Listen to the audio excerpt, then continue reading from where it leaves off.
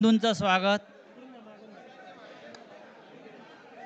ज्या संख्येनं आपण सर्व इथे उपस्थित आहात आणि आपल्यातला उत्साह जो दिसतोय ते पाहता एक गोष्ट नक्की आहे की आजचा दिवस महाराष्ट्रासाठी ऐतिहासिक आहे. सकाळी मी कोणाला तरी सांगितलं की आजच्या दिवसाचं महत्त्व काय आहे. संयुक्त महाराष्ट्राच्या लढ्यानंतर जो संयुक्त महाराष्ट्राचा मंगल कलश महाराष्ट्रामध्ये आला तो मराठी ऐक्याचा मंगल कलश होता. आणि आज पुन्हा एकदा हा मराठी ऐक्याचा मंगल कलश घेऊन सन्माननीय उद्धव ठाकरे आणि सन्माननीय राज ठाकरे आपल्या समोर आलेले आहेत. तोच आनंदाचा क्षण आज महाराष्ट्राच्या जीवनामध्ये आलेला आहे. मी अजिबात यापुढे काही बोलणार नाही. हाच मंगल कलश मुंबईसह अनेक महानगरपालिकांमध्ये विजयी भगवा ध्वज फडकवल्याशिवाय राहणार नाही.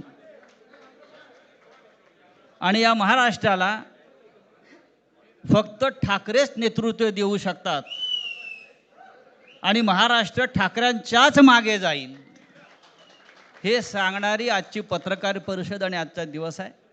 मी यापुढला सूत्र ही माननीय उद्धव ठाकरे व माननीय राज ठाकरे यांच्याकडे देतो.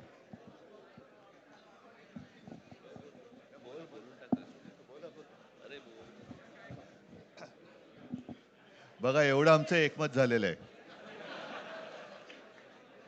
सर्वांचं स्वागत करतोय. आणि आता संजय राऊत यांनी संयुक्त महाराष्ट्राच्या लढ्याची आठवण करून दिली. तो जो मंगल कलश आणला गेला तो काही सत्यनारायणाच्या पूजेसारखा आणला गेला नाही. त्याच्या मागे खूप मोठा संघर्ष झालेला आहे. 105 107 किंवा त्याहूनही जास्त मराठी माणसांनी बलिदान देऊन मुंबई महाराष्ट्राला मिळवून दिली आणि त्याची आठवण आज होणं स्वाभाविक आहे. कारण आम्ही आज दोघंही इथे बसलेलो आहोत ठाकरे बंधू.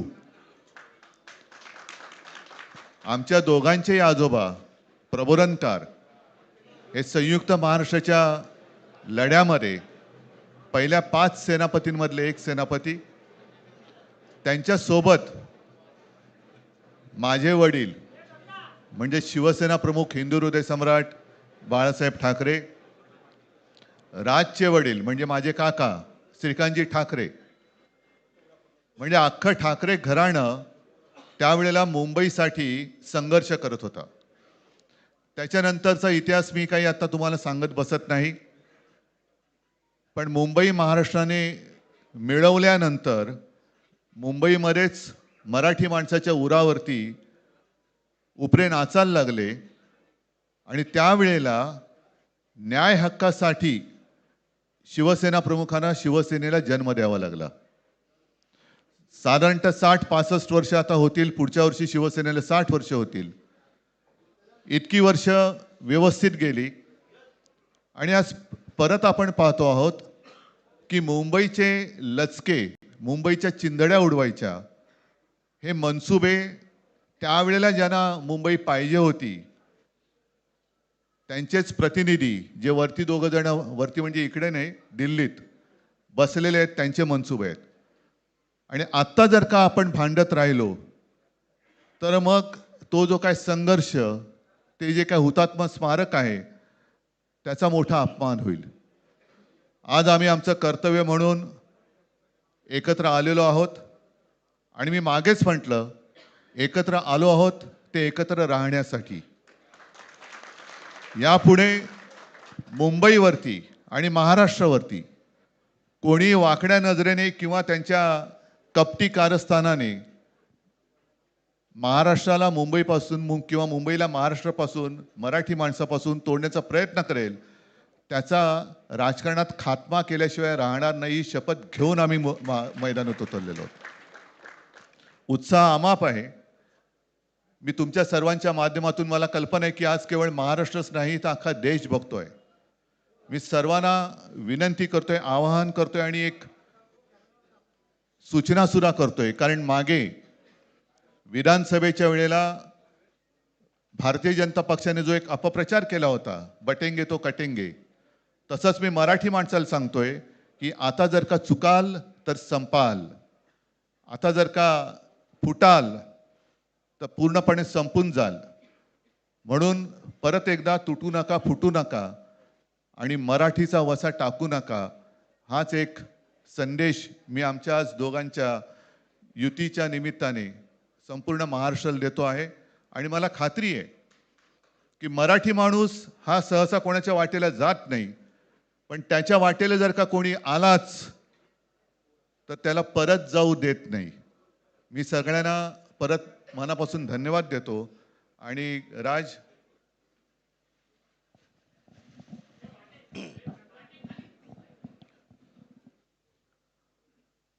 आपणा सर्वांचं मी मनपूर्वक स्वागत करतो.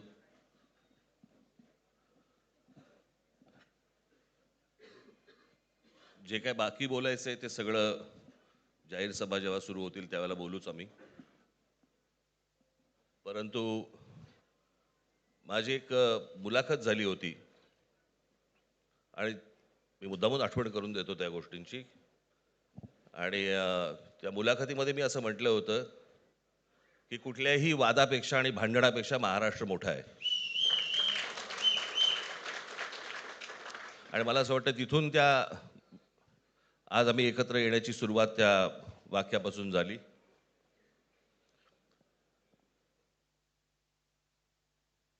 कोण किती जागा लढवणार, आकडा काय,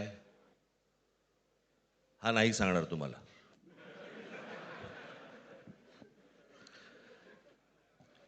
महाराष्ट्रामध्ये सध्या लहान मुलं पळवण्याची खूप टोळ्या फिरतायत. त्याच्यामध्ये 2 टोळ्या अजून जास्ती ॲड झालेल्या आहेत. ते राजकीय पक्षांमधली मुलं पळवतात आणि जे निवडणुका लढवणार आहेत त्या लढवणाऱ्या सर्व उमेदवारांना दोन्ही पक्षांकडनं उमेदवारी दिली जाईल. ती कधी भरायची, केव्हा भरायची ते आपल्याला कळवलं जाईल.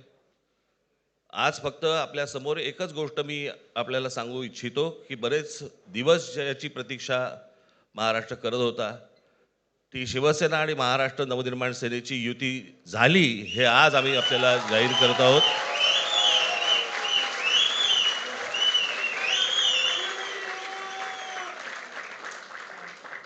धन्यवाद.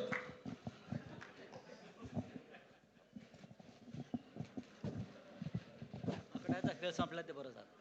नाही, आकड्यांचा खेळ आता सांगायचं नाही.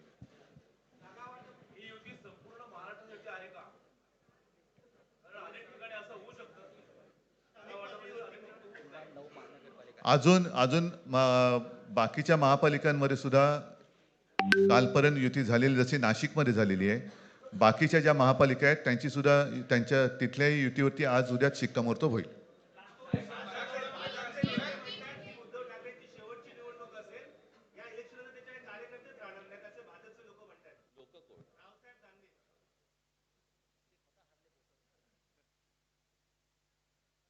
त्यांच्यावरती प्रतिक्रिया देण्याच्या तरी पातळीचे राहिलेत का ते? त्यांना त्यांच्या पक्षात सुद्धा कोण विचारत नाही. मला असं वाटतं की उत्तर देवांना द्यावीत, दानवांना नाहीत.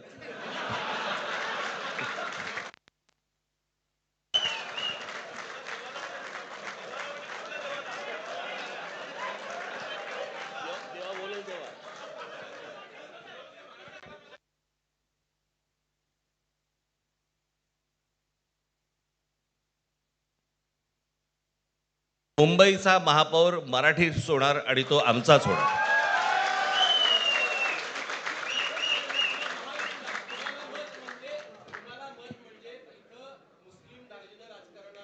मला असं वाटतं की एक मुख्यमंत्र्यांचा व्हिडिओ पण फिरतोय ज्याच्यामध्ये ते अल्ला हाफिज असं म्हणलेत, बरोबर ना? तर या गोष्टी त्यांनी सांगू नयेत. माझ्याकडे खूप व्हिडिओज आहेत.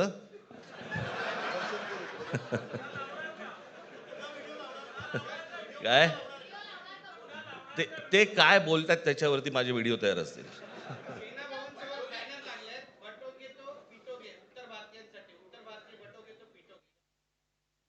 म्हणायचंय? काय म्हणायचं त्याच्यावरती? सगळ्यावर कसं बोलायचं रे?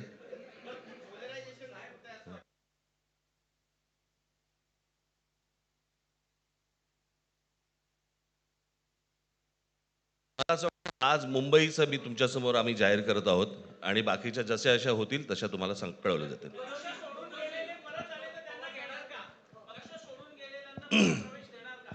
मग कोण गेलेत?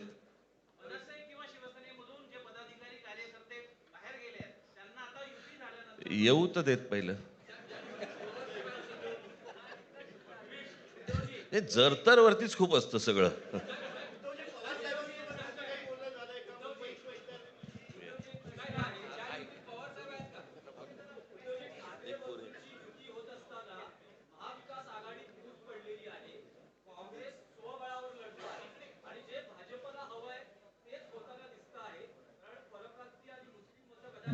आ- भाजपला काय हवं आहे ते भाजपने पाहावं. मराठी माणसाला काय पाहिजे ते आम्ही पाहतो.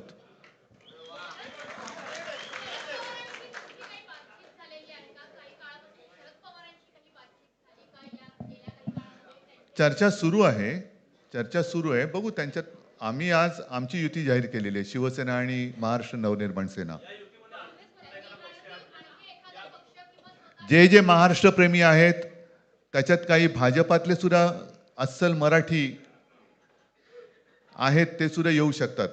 ही महाराष्ट्र रक्षणासाठी महाराष्ट्र प्रेमींची युती आहे.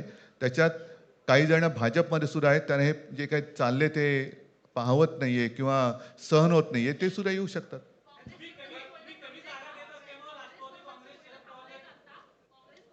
काँग्रेसने जर जाहीर केलं ना, हो मग आता म्हणजे आणखीन काय बोलायचं? तोडलं का तोडलं का?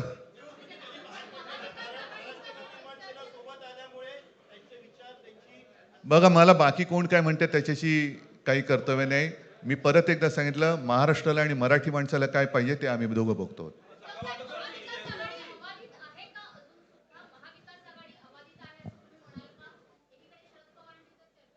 सगळे पक्ष बाहेर पडून आघाडी अबाधित आहे.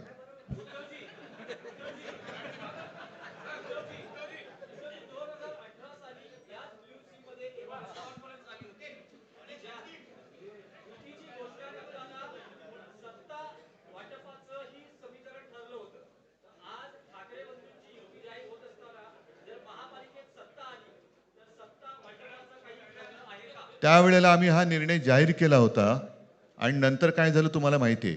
म्हणून आज आम्ही तो निर्णय जाहीर करत नाही आहोत.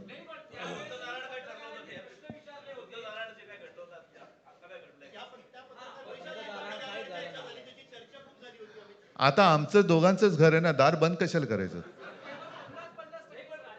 ठीक आहे, चला. मला असं वाटतं बाकीच्या प्रश्न आता काही तसं काही नाहीये. निवडणुकीपूर्वी अरे झालेलं आहे ना जागा वाटप. माझी निघताना फक्त एकच छोटी विनंती आहे. ज्यांचं मुंबईवरती, महाराष्ट्रावरती, मराठी माणसावरती प्रेम आहे, अशा सर्व माझ्या पत्रकार बांधवांना, भगिनींना माझी विनंती आहे की आमच्या पाठीमागे उभे राहा. धन्यवाद.